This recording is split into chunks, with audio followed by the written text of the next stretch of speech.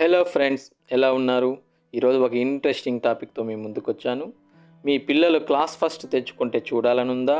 తల్లిదండ్రులుగా మీరు తప్పకుండా ఇవి చేయాలి. ఈ రోజుల్లో తల్లిదండ్రులందరిది ఒకటే ఆశ, మా పిల్లలు క్లాస్ ఫస్ట్ వస్తే ఎంత బాగుంటుందో అని. ఆశ మాత్రమే ఉంటే సరిపోదు, అందుకోసం పేరెంట్స్ కూడా కొంత చేయాల్సి ఉంటుందంటున్నారు మానసిక నిపుణులు. మరి అవేంటో చూద్దామా? ప్రస్తుత ప్రపంచంలో పోటీ విపరీతంగా ఉంది. దీంతో టాప్లో ఉన్న వారికే ఉద్యోగ రంగంలో అవకాశాలు దక్కుతున్నాయి. ఈ పరిస్థితులతో తమ పిల్లలు చదువులో అందరికన్నా ముందుండాలని తల్లిదండ్రులు కోరుకుంటున్నారు. తరగతిలో చెప్పే పాఠ్యాంశాలతో కుస్తీ పడడమే కాదు, కరెంట్ అఫైర్స్, జనరల్ నాలెడ్జ్ వంటి అంశాల్లోనూ పట్టు సాధించాలని ఆరాటపడుతున్నారు. అయితే పిల్లలు ఆ స్థాయిలో ఎదగాలని కోరుకుంటే సరిపోదు, నిరంతరం వారిని ఒత్తిడి చేసినా ఫలితం ఉండదు.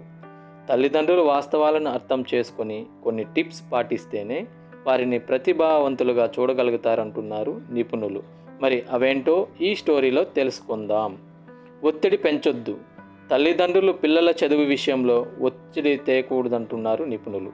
పిల్లలు చదువులో వెనుకంజలో ఉన్నప్పుడు వారిని మరింత ఒత్తిడికి గురి చేయకుండా వారితో కమ్యూనికేషన్ పెంచుకోవాలంటున్నారు. వారు ఎందుకు వెనకబడుతున్నారో మెల్లగా రాబట్టి దాన్ని ఎలా సరిచేయాలో చూడాలని చెబుతున్నారు. అంతే తప్ప ఒత్తిడిని చేస్తే మొదటికే మోసం వస్తుందని హెచ్చరిస్తున్నారు. పేరెంట్స్ పిల్లల మధ్య కమ్యూనికేషన్ ఎంత స్పష్టంగా ఉంటే వారి మధ్య అనుబంధం అంత దృఢమవుతుందంట.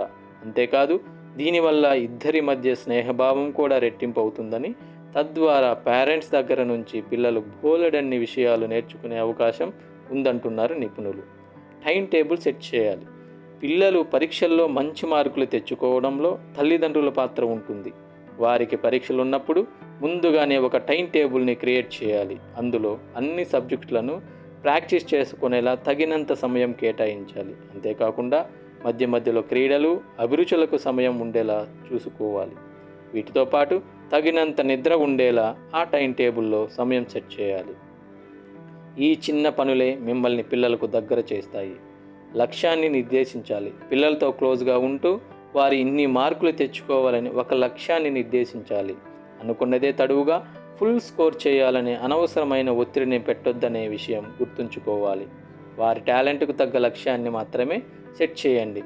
ముందుగా ఏ పని చేయాలి, దేనికి ఎంత సమయం కేటాయించాలి లాంటి విషయాలను వారికి నేర్పించాలి. అలాగే వారి బలహీనత, ఆసక్తిని బట్టి ఒక సబ్జెక్ట్ను ఎంత టైం వరకు చదవాలో ఒక ప్రణాళికను సెట్ చేయండి. ఇంకా ఇంట్లో మీ పిల్లలు చదువుకుంటున్నప్పుడు వారి ఏకాగ్రతకు ఇబ్బంది కలగకుండా చూసుకోండి. ఇంట్లో ప్రశాంత వాతావరణాన్ని సృష్టించాలి. ఎప్పుడూ పాఠ్యపుస్తకాలతోనే గడపాలని చెప్పకండి, బోర్ కొడుతుంది. కొన్ని ఆసక్తికరమైన కథల పుస్తకాల వంటివి అందించండి.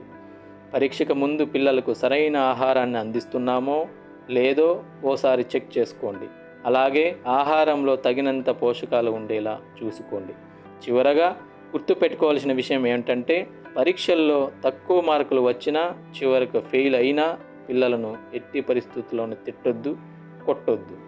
ఏం పర్వాలేదని భుజం తట్టండి. వచ్చేసారి మంచిగా ప్రయత్నం చేద్దాం అని భరోసా ఇవ్వండి. ఫెయిల్యూర్ తర్వాత సక్సెస్ అందుకున్న వారి స్టోరీలు చెప్పండి. ఒకవేళ మంచి మార్కులు వచ్చాయనుకోండి, పిల్లలను తప్పనిసరిగా అభినందించండి. ఇలాగే ముందుకు సాగమని చెప్పండి. చివరగా, ఈ ప్రపంచంలో మీ అమ్మాయి, అబ్బాయి లాంటి మరో వ్యక్తి లేరు. వారు వారే. ఎవరితోనూ పోలిక లేదని మీరు గుర్తించండి. ఎవరితోనూ వారిని పోల్చకండి.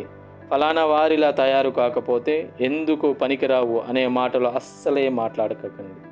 ఉద్యోగం, కుటుంబ బాధ్యతల పేరు చెప్పి పిల్లలకు సమయాన్ని కేటాయించకుండా మీరు ఉండకండి. వారితో ప్రతిరోజు కొంత సమయాన్ని తప్పక గడపండి.